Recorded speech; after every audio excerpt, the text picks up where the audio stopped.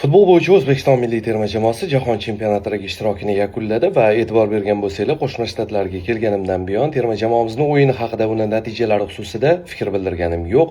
Chunki terma jamoamiz a'zolarining aksariyati, yetakchi futbolchilari, asosiy o'yinchilari Instagramda meni kuzatishadi va bunaqa sharoitda ularga ruhiy bosim o'tkazish, musobaqa paytida chalg'itish yoki xayollarini negativ bilan to'ldirish fikridan uzoqda edim va ana endi nazarimda fikr bildirsak bo'ladi. Undan avval esa terma jamoamizni O'zbekistonni har bir shahridan turib qo'llab-quvvatlagan, kechasi uxlamasdan futbol ko'rgan, qolaversa viza bilan bog'liq muammolarni bartaraf etib, Amerika Qo'shma Shtatlarigacha yetib kelgan, Amerikada istiqomat qilayotgan barcha vatandoshlarimizga, qolaversa Qo'shma Shtatlarda yashovchi Qozog'istonlik, Qirg'izistonlik, Tojikistonlik, qolaversa Turkmanistonlik hamma muxlislarga kattakon rahmat etmoqchiman. Futbolchilarimiz nomidan, o'zbek futbol jamoatchiligi nomidan. Ana endi natijalar haqida. 3 ta o'yin, 3 ta mag'lubiyat. Bundan yaxshiroq bo'lishi mumkinmidi? Albatta mumkin edi. Kolumbiya bilan o'yinda minimal hisobdagi mag'lubiyat, Portugaliya bilan minimal hisobdagi mag'lubiyat. Bu ikkita terma jamoani yutishimiz yoki durang o'ynashimizga o'zim ham ishonmagandim. Xo'sh, Kongoni hech bo'lmasa yutishimiz yoki durang o'ynashimiz shartmidi? Albatta shart edi. Ha endi hamma aybni 3 ta mag'lubiyatdan keyin bosh murabbiyga ag'darasizlar deydiganlar uchun. Men o'tgan yili 2-oktyabr kuni Fabio Cannavaro tayinlanishi aniq bo'lganda, o'zimning munosabatimni Instagramdagi sahifamga yozib qoldirgandim. Yaxshilab bitta o'qib ko'ringlar deb. Fabio Cannavaroni tayinlanishida ishtirok etgan, unga shartnoma taklif qilgan, bu g'oyani bergan odamlarga bitta savolim: niyatingizga erishdinglarmi?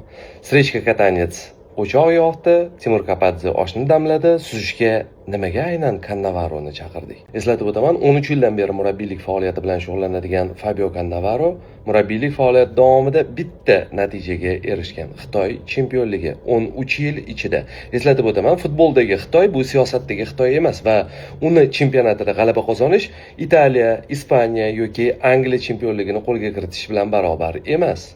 Va o'zi umuman aholisini asosiy qismini daromadi, oylik maoshi $400 dan oshmaydigan mamlakat uchun 4 million yevrolik murabbiyni olib kelish qanchalik sog'lom fikr? Futbolda odatda murabbiy natijaga erisha olmasa, qo'yilgan vazifani uddalay olmasa, ishdan ketadi. Kapadzeni nima sababdan bo'shatdik? Jahon chempionati yo'llanmasini oxirigacha qo'lga kiritib bergani uchunmi?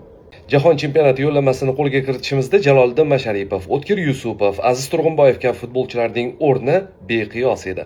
Xo'sh, nima sababdan aynan bittasi turnir arafasida tarkibga kiritilmadi, ikkinchisi qaydnomadan so'nggi soniyalarda sirli ravishda olib tashlandi, uchinchisi musobaqa davomida birdaniga ikkinchi darvozabonga aylanib qoldi. Tarixan O'zbekiston milliy terma jamoasi markaziy yarim himoya chizig'ida eng kuchli ijrochilarga ega bo'lib kelgan. Mirjalol Qosimov, Server Jeparov, Odil Ahmedov va hokazo.